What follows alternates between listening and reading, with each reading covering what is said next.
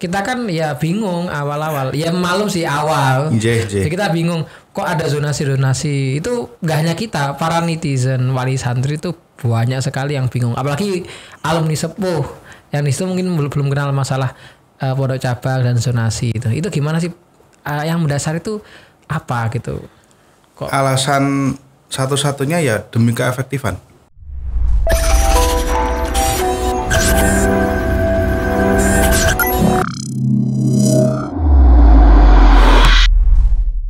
Assalamualaikum warahmatullahi wabarakatuh. Kembali lagi di channel Pondok Pesantren Lirboyo, Kota Kediri. Kali ini kita di segmen talk show. Kita kedatangan tamu yaitu Agus Aminullah Mahin. Beliau adalah salah satu pimpinan MHM Lirboyo. Assalamualaikum, Cak. Waalaikumsalam, Bang. Ini saya begini, alhamdulillah, Cak. Saya begini, Cak, aja ya. Monggo. Soalnya beliau ini kakak Minduan saya. Minduan ya, kakak. Jadi saya manggilnya Cak. Kalau di Lirboyo itu emang Cak ya panggilannya. ini sehat, Cak, ya jenengan? Alhamdulillah sehat. Putranya sehat juga ya? Alhamdulillah. Sehat. Berkat doa Anda. Ini maaf loh, Cak, menyita waktu Anda. Ini apa karena netizen para wali santri juga itu ingin tahu masalah pondok cabang. Jadi kan jenengan pimpinan MHM ini. Nah, kita mau tanya nih masalah pondok cabang. Sebenarnya itu kejelasan pondok cabang itu gimana? Kemarin kan kita sudah juga ada Gus Ato, Ato itu menampilkan video di channel kita itu terkait masalah penjelasan masalah pondok cabang. Nah, tapi masih banyak pertanyaan dari netizen para wali santri yang masih belum paham terkait zonasi dan sebagainya. Baik, banyak sekali netizen dan wali santri khususnya yang mereka itu pengen tahu masalah pondok cabang, kejelasannya pondok cabang, apa itu zonasi, bagaimana bentuknya dan sebagainya, kejelasan pelajaran dan sebagainya itu yang perlu kita cari tahu. Gitu, Cak. Monggo mungkin jenengan bisa menjelaskan gitu, Cak. Apa itu zonasi gitu? Zonasi pondok cabang. Memang betul, Bang, karena ini hal yang baru pasti banyak pertanyaan. Kemarin sudah disampaikan oleh Ato terkait keberadaan pondok zonasi. Jadi pondok zonasi itu adalah sebuah pondok cabang yang di situ menyelenggarakan kegiatan Madrasah Hidayatul Muhtadin yang diperuntukkan bagi siswa dari daerah tertentu. Dan sebagaimana dawuhnya beliau kemarin bahwa ada 2 pondok zonasi. Yang pertama pondok zonasi di Blitar, yang ini diperuntukkan bagi siswa MHM dari Provinsi Jawa Timur, kecuali Kota Kediri dan Kabupaten Kediri. Yang berikutnya pondok cabang Majalengka, diperuntukkan bagi siswa MHM dari Provinsi Jawa Barat, Banten dan Jabodetabek. Dan kegiatan MHM yang ada di 2 pondok cabang tersebut ini hanya kelas 3 dan kelas 4 ibtidaiyah. Jadi tidak semua jenjang tingkatan MHM itu diselenggarakan di cabang, tidak. Namun hanya kelas 3 dan kelas 4 ibtidaiyah. Untuk selanjutnya, mereka siswa tersebut akan melanjutkan kembali ke induk. Berarti masih 2 aja ya? Betul. Hanya di Blitar dan juga di Majalengka. Laras, nggih. Di Majalengka itu Jawa Barat plus Jabodetabek, Banten. Kalau di Blitar itu Jawa Timur selain Kota Kediri dan Kabupaten Kediri. Berarti kalau dari Kabupaten Kediri atau dari Kota Kediri itu langsung ke pusat. Betul. Tapi dari Tulungagung Mama. Dari itu langsung ke pusat nggak bisa? Nggak bisa. Sekolahnya itu nanti di Blitar. Itu khusus buat kelas 3-4 tidak ya. Untuk selainnya, misal dia mau masuk kelas 5, kelas 6 seterusnya, maka ya tetap di induk. Pusat. Berarti kalau mau kelas 1 Sanawi, mau kelas 1 Aliyah, bahkan mau Mahat Ali itu boleh langsung ke pusat. Siap. Berarti, dan kami tambahkan bahwa keberadaan MHM di pondok cabang ini adalah bagian dari MHM Induk. Artinya terintegrasi. Siswanya juga terdaftar sebagai siswa MHM Induk. Ibaratnya ini hanya seperti kelas jauh gitu. Oh, betul. Untuk standar, kualitas, kurikulum, pengajar, semuanya itu sama dengan yang ada di Induk. Kalau di bahasa perkuliahan mungkin kampus 2 gitu ya? Ya, mungkin begitu.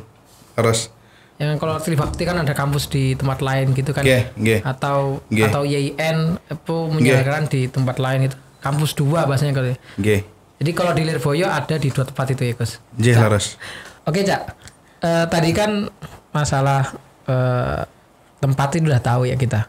Sebenarnya nih mau tanya nih, Cak. Monggo. Awal mula ada pondok cabang, zonasi dan sebagainya itu gimana sih? Kita kan ya bingung awal-awal. Ya malum sih awal. Jadi kita bingung kok ada zonasi. Itu gak hanya kita, para netizen wali santri itu banyak sekali yang bingung. Apalagi alumni sepuh yang di situ mungkin belum kenal masalah pondok cabang dan zonasi itu. Itu gimana sih? Yang mendasar itu apa gitu? Kok alasan satu-satunya ya demi keefektifan. Jadi agar siswa ketika dia dikelompokkan dalam tingkatan yang sama, rentang usia yang sama, maka dengan keseragaman ini akan lebih mudah untuk memberikan kegiatan belajar mengajar baik di dalam maupun di luar dengan lebih efektif. Perkelompokan apa maksudnya kok? Jadi begini tadi belum sempat disampaikan bahwa kelas 3 dan kelas 4 ibtidaiyah yang diselenggarakan di cabang ini adalah termasuk tingkatan dasar dari MHM.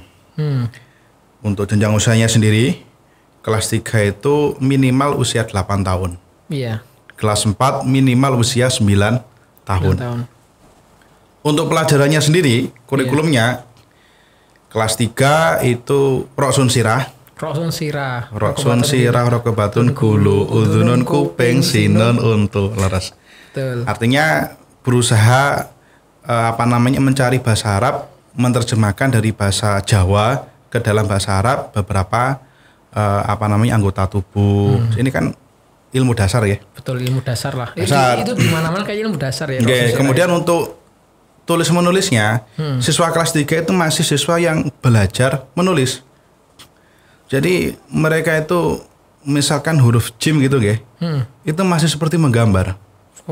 Jadi bukan nulis ya, gambar itu. Iya seperti itu karena sambil terus mantengin contohnya kan. Gitu. Untuk kelas 4 ini usianya 9 tahun minimal. Minimal 9 tahun. Dan pelajarannya itu seperti ala-ala. Ilmu akhlak dasar kan di pesantren ala-ala itu dikenal sebagai ilmu akhlak dasar. Kemudian untuk kemampuan baca tulisnya ini setingkat lebih baik, yaitu siswa sudah bisa menulis tidak per huruf tapi per lafaz. Ini kan dua hal. Pertama rentang usia yang masih dini. Kemudian yang kedua kemampuan juga masih mendasar. Ketika mereka ini dikelompokkan dalam satu tempat, maka dari pemantauan, dari pengawasan kegiatan belajar itu akan lebih efektif dan lebih intens. Sehingga dengan demikian ketika siswa ini sudah selesai di kelas 3-4 dan akhirnya dia akan kembali ke induk kan, melanjutkan ke induk, maka akan lebih siap. Itu kayaknya saya bayangkan kalau kelas 3-4 kalau lihat dari minimal 9 tahun sama 8 tahun tuh berarti bahasa sekarang bocil-bocil. Bocah cilik gitu ya. Soalnya kalau dilihat itu mereka rame banget itu ya. Jadi kalau apa yang dasar apa gara-gara itu biar efektif mengurusi anak-anak yang umur segituan. Betul. Jadi efektif tidak hanya dalam kegiatan belajar mengajarnya, tapi juga pengawasan di luar kegiatan di luar sekolah. Karena yang namanya anak di usia segitu kan pasti masih butuh banyak bimbingan, kemudian perhatian, arahan. Secara kemandirian masih belum utuh. Jadi masih butuh pengawasan. Di cabang ini memang sudah disediakan pengurus-pengurus atau pengajar yang sudah disiapkan untuk hal itu. Jadi memang disiapkan pengurus yang sesuai dengan keadaan. Nggih, leres. Jadi saya contohkan nggih. Kegiatan MHM itu sekolah mulai jam 7 sampai jam 11. 7 pagi sampai jam 11 siang. Kemudian ada musyawarah mulai jam 2 sampai jam 4 sore. Iya. Kemudian ada wajib belajar jam 7 sampai jam 9 malam. Iya. Di luar waktu itu, waktu istirahat ataupun waktu untuk ngaji Al-Quran. Dan ada lagi waktu tambahan untuk siswa-siswa yang memang perlu di privat. Ya. Lah, kesemuaan kegiatan itu, jika ada keseragaman dari siswa, dari santri, kemudian pengajarnya juga memang sudah disiapkan spek yang yang sudah disiapkan untuk menghadapi siswa yang demikian, intensitasnya itu sudah dirancang sedemikian rupa, maka akan lebih efektif. Berarti bahasannya supaya lebih terkontrol, pengawasannya betul, nggih, leres. Karena kalau di sini mungkin kalau kita gambarkan ada anak kecil di pondok induk atau pondok di Lirboyo Pusat ini, takutnya malah kurang terawasi gitu ya. Apa gimana gitu, Cak? Sebetulnya akan lebih efektif saja. Oh gitu ya. Okay. Jadi ketika dikelompokkan dalam rentang usia yang sama, ini kan perlu perlakuan khusus, karena mereka memang anak yang usianya masih dini, perlu perlakuan khusus. Dikelompokkan di rentang usia yang sama dengan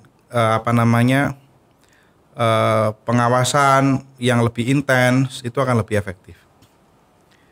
Berarti kalau ya bahasanya anak-anak ini waktunya lebih bisa diatur gitu ya.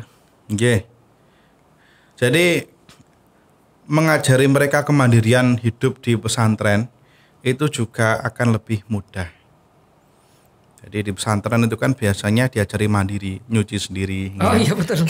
Nyuci sendiri, kemudian mengatur keuangan sendiri, belajar. Nah itu anak usia segitu kan nggak mungkin tiba-tiba datang dari rumah langsung bisa mandiri, kan nggak mungkin. Langsung nyuci sih Mas. Mengatur keuangan mandiri kan juga masih belum mungkin. Iya betul.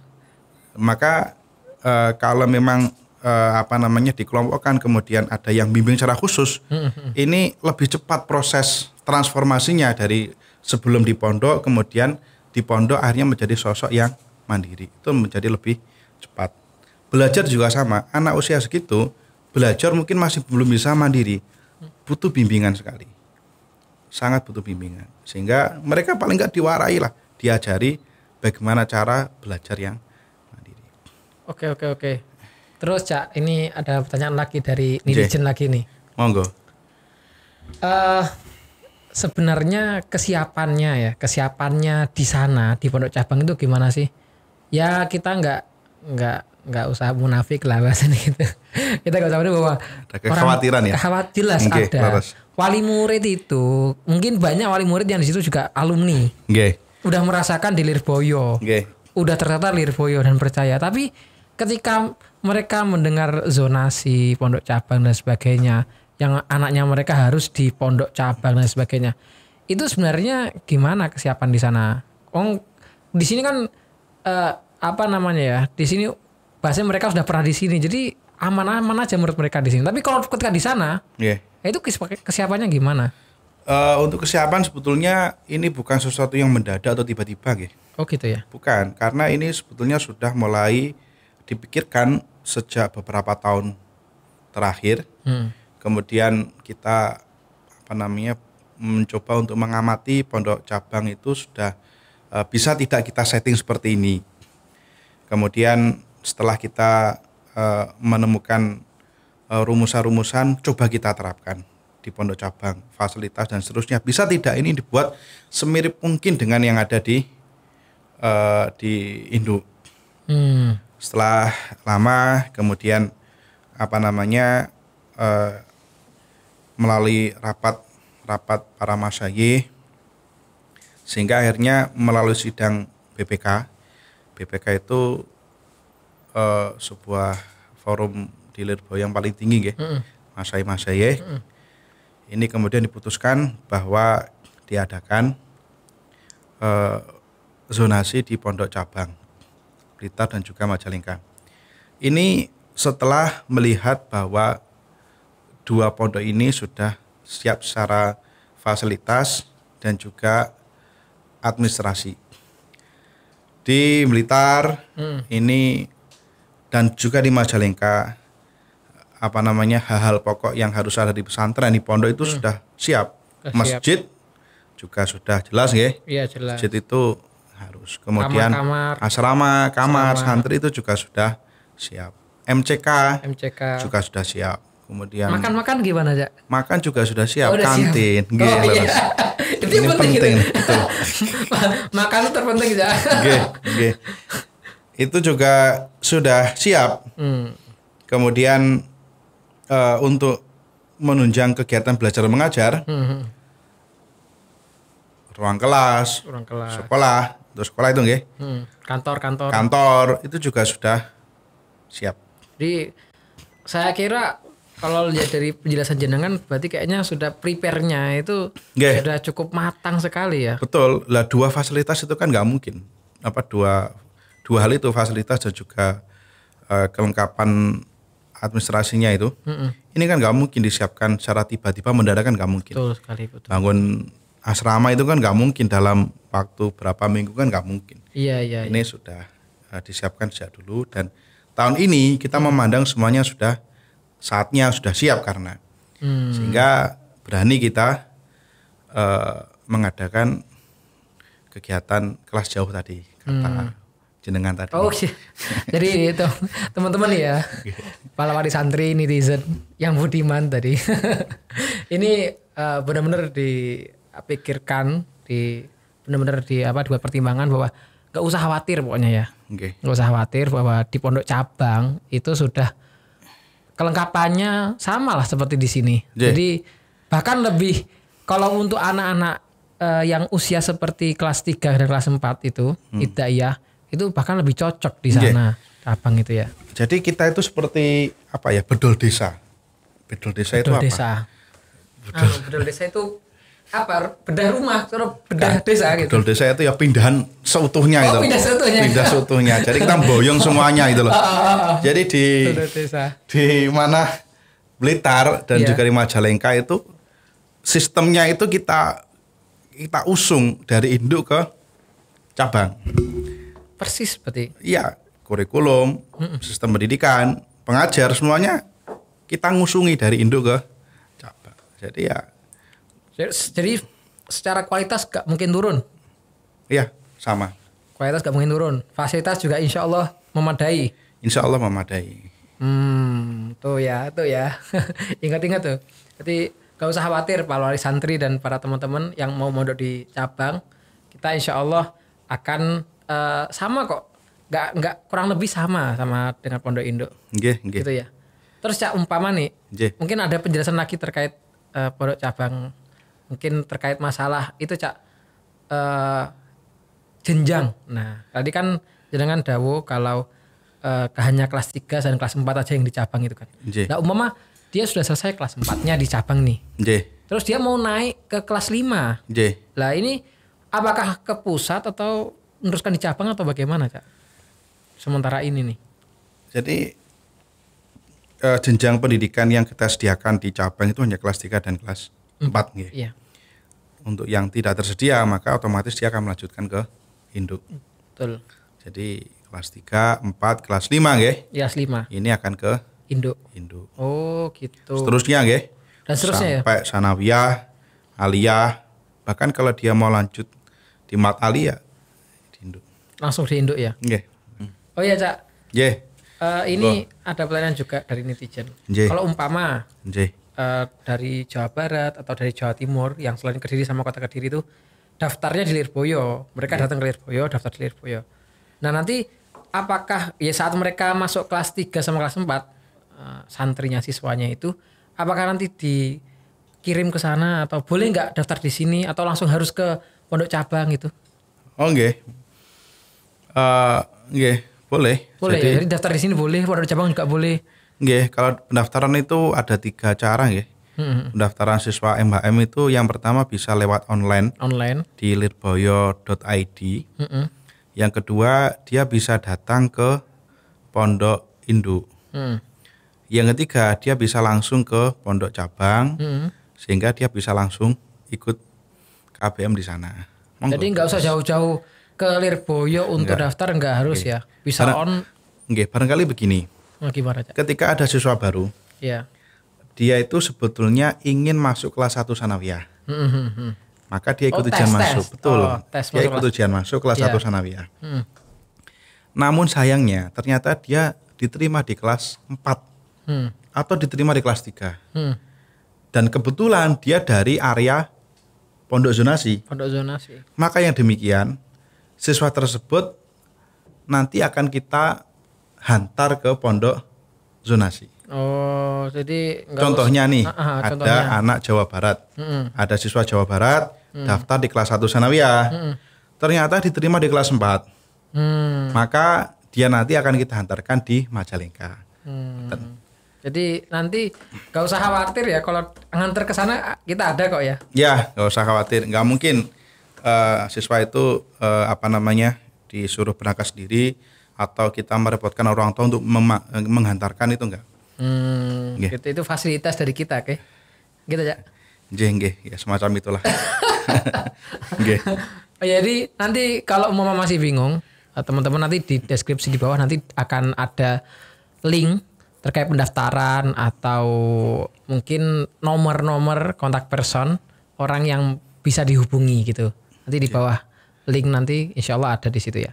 Oh ya, Cak, ini ada pertanyaan lagi nih dari netizen. Bagaimana untuk selain daerah zonasi seperti Jawa Tengah dan luar Jawa? Jadi kan Jawa tadi kan yang hanya tempat zonasi kan hanya Jawa Barat dan juga Jawa Timur selain Kota Kediri dan Kabupaten Kediri. Dari Jawa Tengah bagaimana?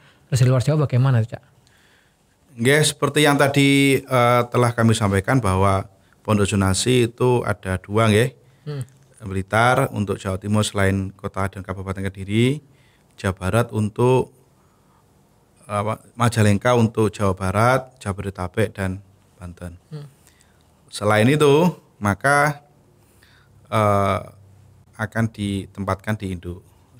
Seperti sebelumnya, nggak ada perbedaan. Nggak ada perbedaan ya? Nggak ada. Jadi tetap di induk ya, Pak? Karena pondok zonasi untuk sementara saat ini, ini masih 2 itu tadi.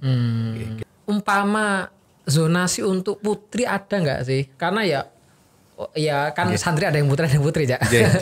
Nah ini banyak wali santri juga tanya, kalau putri bagaimana, apakah dizonasikan juga atau bisa langsung ke Lirboyo gini? Untuk sementara ini belum Bang. Gitu ya. Jadi sementara ini masih siswa putra di MHM. Jadi khusus putra.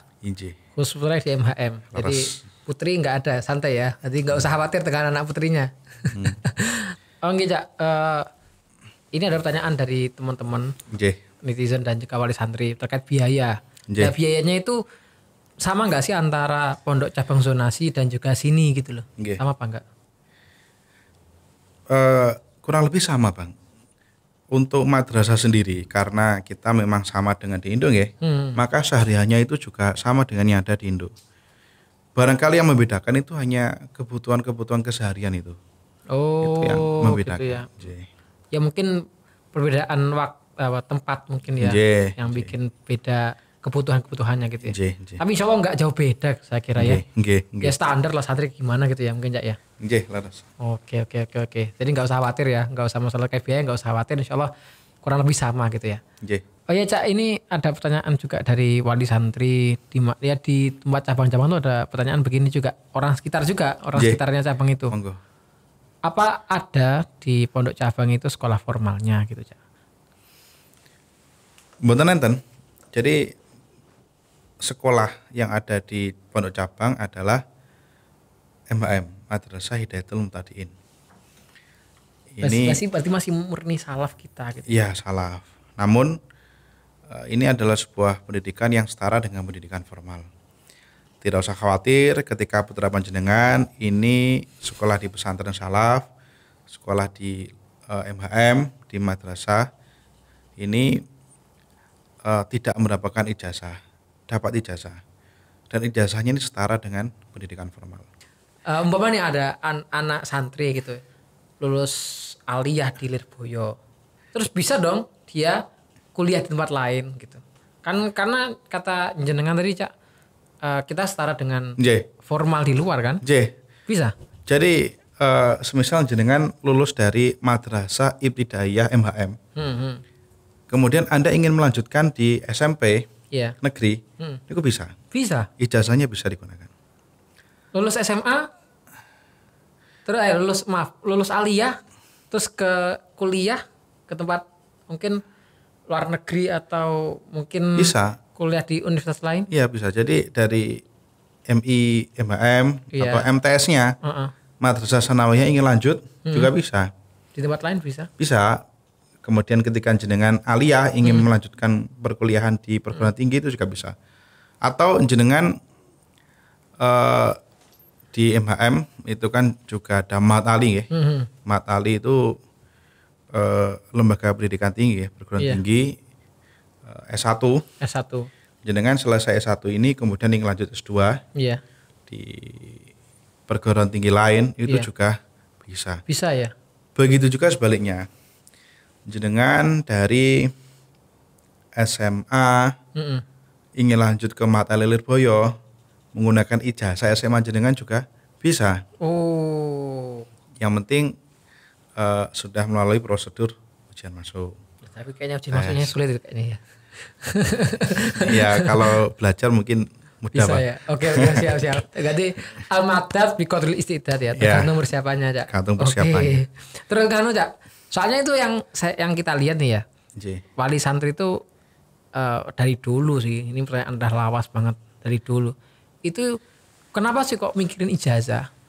Kenapa? Ya karena zaman sekarang itu kalau nggak urusannya sama pekerjaan, bahkan bahasanya kalau pingin, ada juga alumni yang kadang pingin ikut mau nyalon DPR atau mau nyalon kepala desa atau pegawai negeri gitu kan. Nah itu bisa nggak diterima seperti itu Cak? Bisa, ijazah Lirboyo. Bisa, karena memang kita sudah muadalah ya. Muadalah itu setara, terdaftar di negara, kemudian S1 kita juga sudah sama demikian. Jadi diakui lah secara administrasi negara, kita diakui. Jadi saya kira ini sebuah nilai plus dari pesantren. Bahwa pesantren itu sebuah lembaga pendidikan yang kalau di luar itu kan, di luar terkenal sebagai lembaga yang membentuk karakter berakhlak karimah. Namun tidak itu saja, pesantren dikenal masyarakat sebagai lembaga pendidikan yang mengedepankan akhlak karimah. Betul.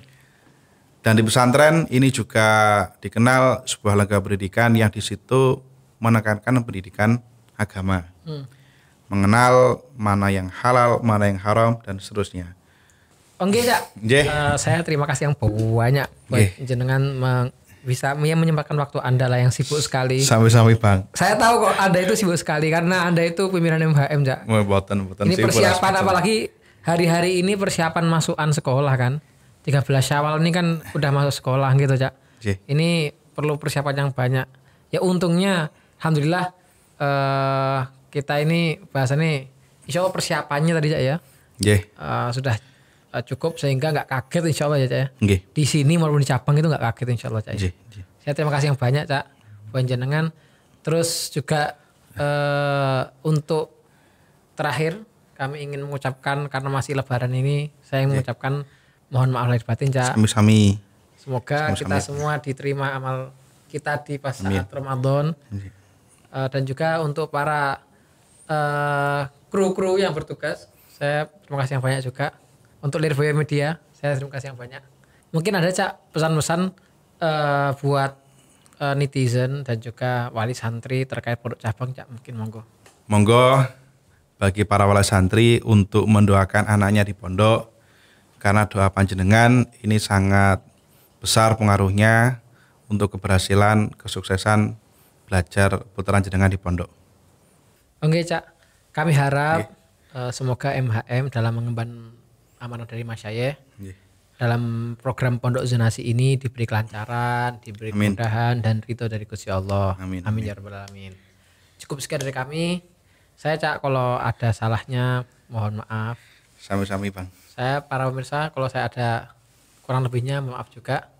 Dari kami, assalamualaikum warahmatullahi wabarakatuh. Waalaikumsalam warahmatullahi wabarakatuh.